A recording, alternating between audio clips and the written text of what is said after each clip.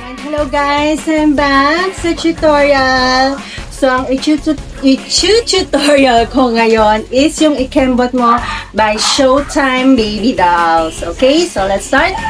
So, magbibilang kayo din. And 1, 2, 3. So, ikembot. So, you have to roll your hands, your arms like this. Ganyan.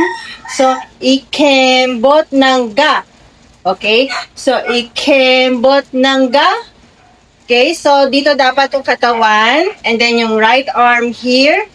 Turo dito. And then, you do the kembot. Okay? So, ikembot ng ganito. Okay? Gumiling ng ga. Okay? So, itong left arm mo here. Dito sa yung ulo.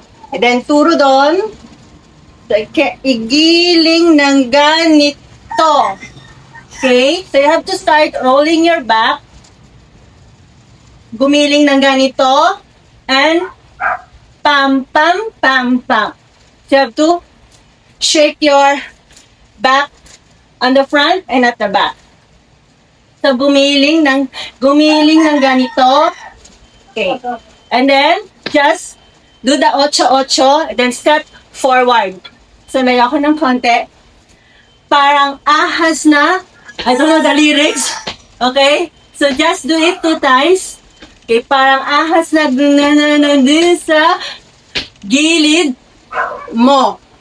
Okay? So, 2 times lang yon. 1, 2, 3, 4, 5, 6, 7, 8. And then, gilid. Ibigay mo, baby. So, you have to move forward.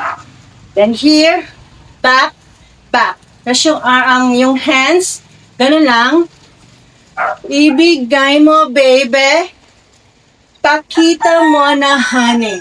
Okay? So, you have to just look around on the front. And then, yung arms niya, after nun, ikembot mo, ganun. Di ko alam yung lyrics. So, yung arms like this.